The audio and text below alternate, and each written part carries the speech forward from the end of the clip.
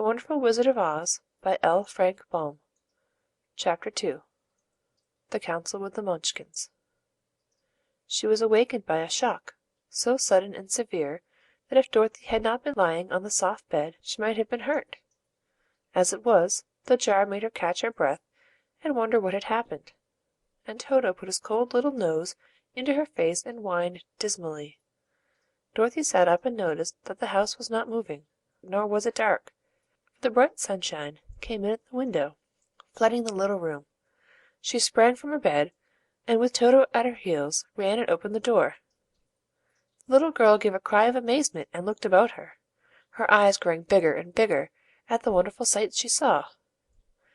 The cyclone had set the house down very gently, for a cyclone, in the midst of a country of marvelous beauty.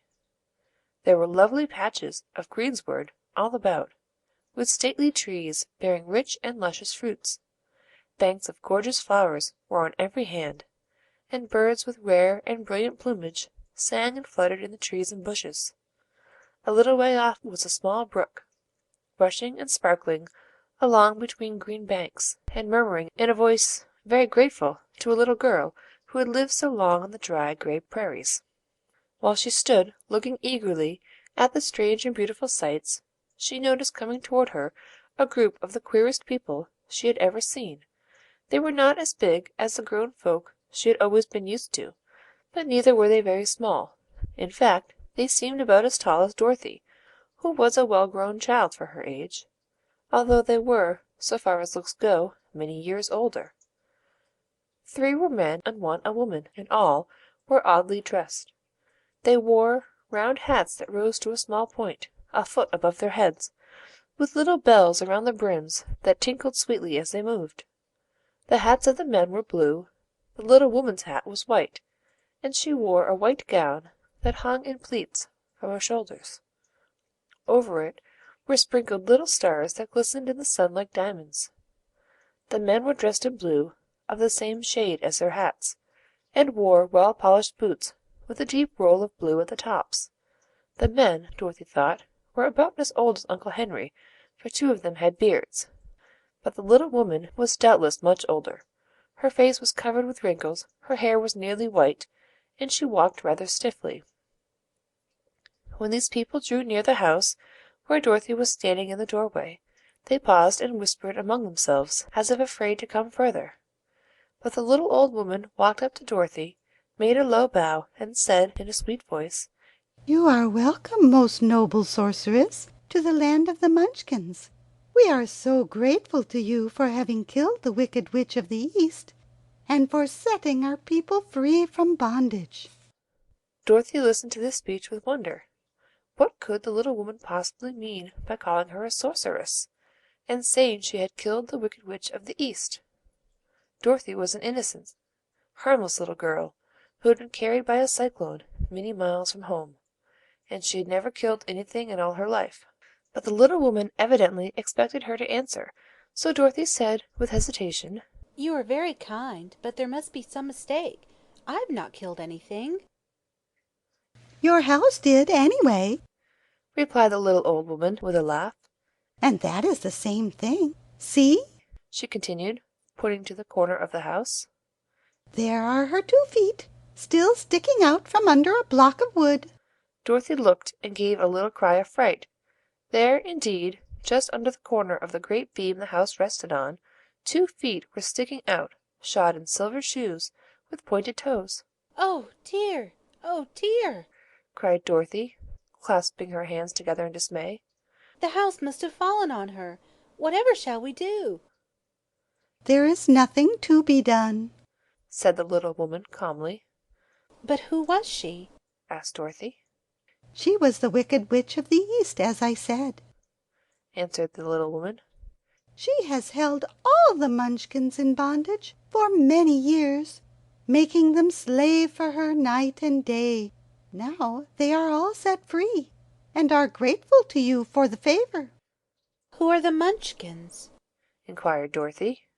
"They are the people who live in this land of the East, where the Wicked Witch ruled." "Are you a Munchkin?"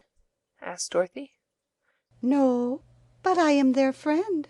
although I live in the land of the north. When they saw the witch of the east was dead, the Munchkins sent a swift messenger to me, and I came at once. I am the witch of the north." Oh, gracious! cried Dorothy. Are you a real witch? "Yes, indeed. Answered the little woman.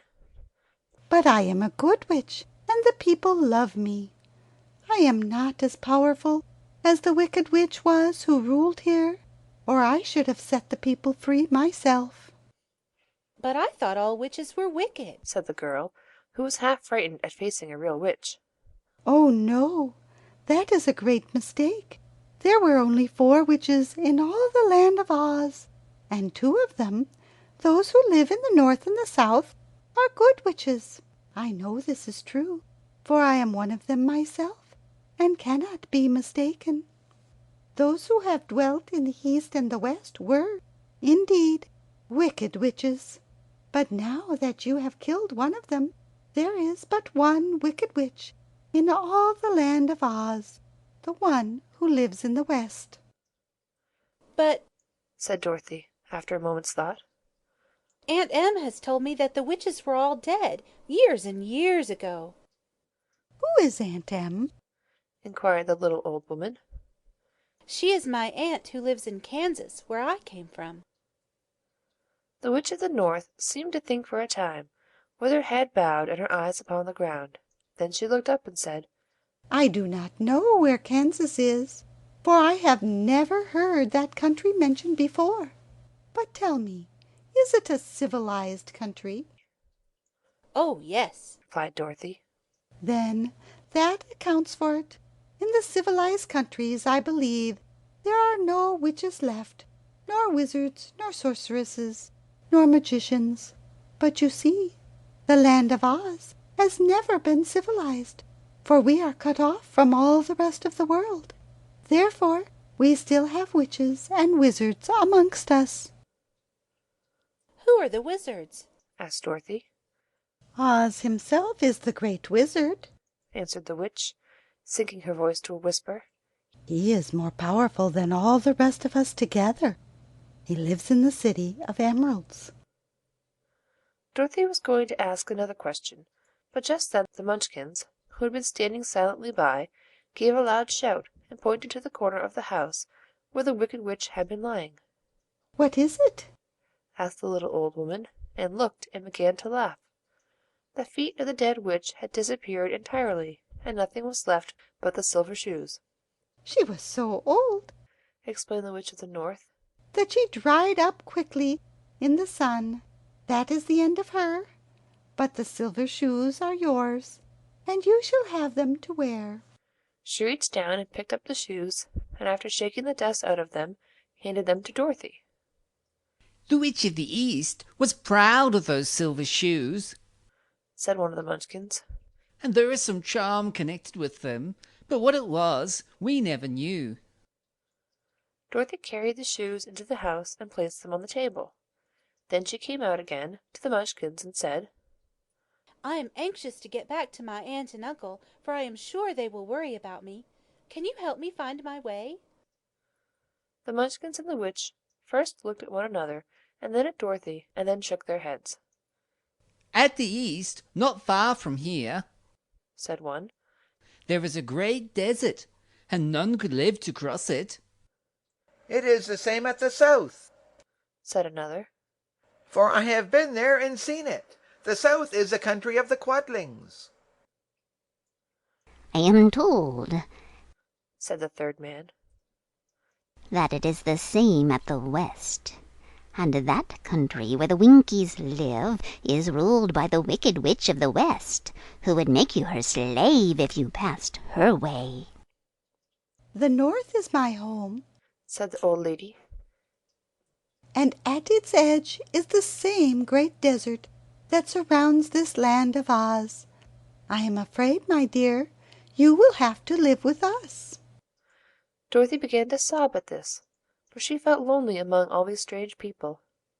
Her tears seemed to grieve the kind-hearted Munchkins, for they immediately took out their handkerchiefs and began to weep also.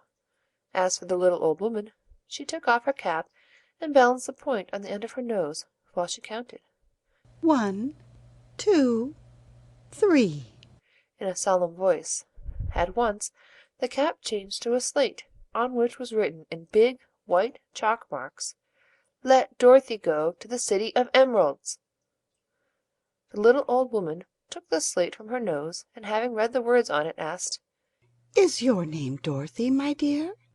Yes. answered the child, looking up and drying her tears. Then you must go to the City of Emeralds. Perhaps Oz will help you. Where is the city? asked Dorothy. It is exactly in the center of the country, and is ruled by Oz, the great wizard I told you of. Is he a good man? inquired the girl anxiously. He is a good wizard. Whether he is a man or not, I cannot tell, for I have never seen him. How can I get there? asked Dorothy. You must walk. It is a long journey through a country that is sometimes pleasant and sometimes dark and terrible. However, I will use all the magic arts I know of to keep you from harm. Won't you go with me? pleaded the girl, who had begun to look upon the little old woman as her only friend. No, I cannot do that, she replied. but I will give you my kiss, and no one will dare injure a person who has been kissed by the Witch of the North. She came close to Dorothy and kissed her gently on the forehead. Where her lips touched the girl, they left a round, shining mark, as Dorothy found out soon after. The road to the City of Emeralds is paved with yellow brick, said the witch. so you cannot miss it.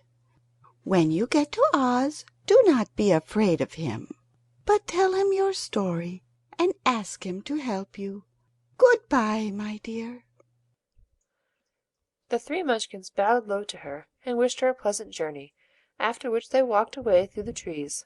The witch gave Dorothy a friendly little nod, whirled around on her left heel 3 times, and straightway disappeared, much to the surprise of little Toto, who barked after her loudly enough when she had gone, because he had been afraid even to growl while she stood by. But Dorothy, knowing her to be a witch, had expected her to disappear in just that way, and was not surprised in the least. End of chapter 2.